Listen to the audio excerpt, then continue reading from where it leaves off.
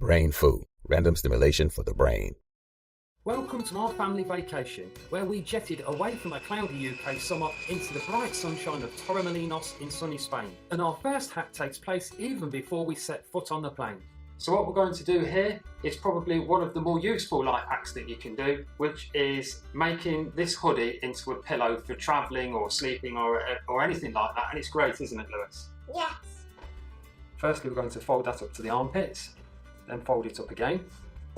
One arm in, other arm in, fold it to the middle, that one into the middle, and then put the whole thing inside the hood.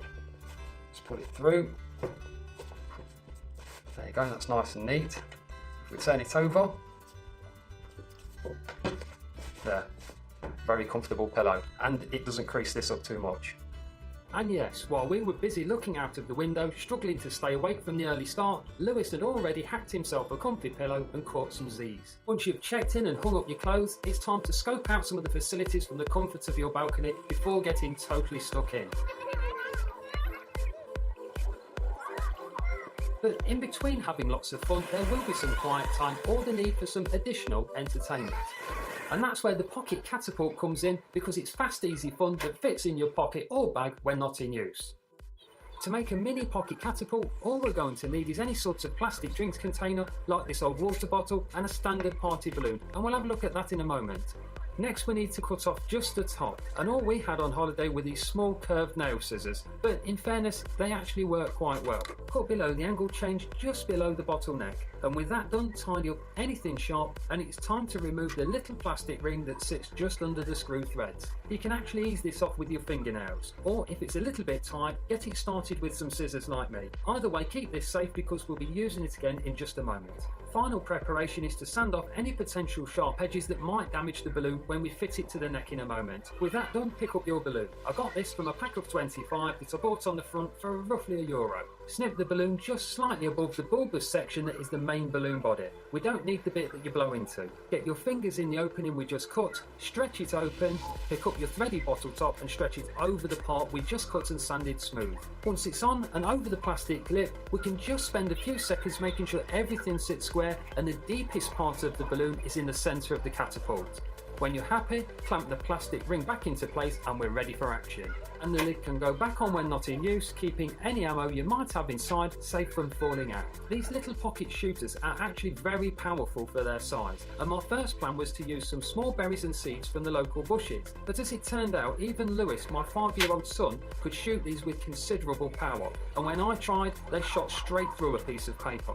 Much better ammo that we had a lot of fun with anyway turned out to be, believe it or not, just 3 or 4 drops of water from a cold drink or a swimming pool, which is not only cold but stings just enough without hurting anyone.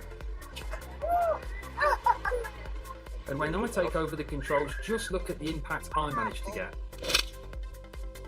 In the evenings we also had a lot of fun with a small rolled up ball of napkin, which while still managing to travel 20 feet won't hurt or knock drinks over. By loading in some dry bread, it also turned out to be an absolutely first rate fish feeder, and if you've got any beach sand or table salt, it's great for killing flies.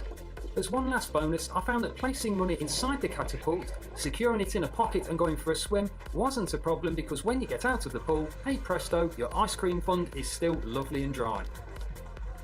So what about the evenings when you might want to enjoy a drink and a family meal? Well, this last hack was invented by my son Lewis, age 5. Down many seafronts in the evenings you can find traders selling these LED helicopters, and priced between €1 and €2 depending on your bartering skills. They're good at dusk or in the dark. The trouble is, achieving a decent launch height can take a little while, especially if the catcher is still learning the ropes.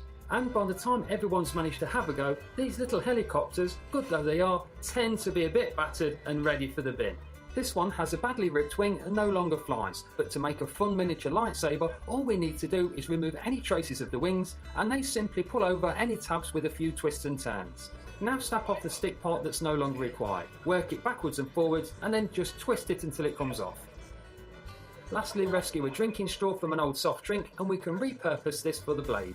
Most drinking straws seem to fit straight onto the LEDs used in these helicopters, so it's just a matter of jamming it straight on the end. And just like that, you've taken some scrap and made a mini lightsaber that is surprisingly bright at dusk, but really comes into its own when it gets dark. even ending up as a drink stirrer and table lamp as the evening came to a close. Well, that's it. I hope you enjoy coming with us on our family vacation, and I hope you find some of these hacks useful. If you did, please like or share, and why not subscribe or check out some of my other videos while you're here. Thanks for watching.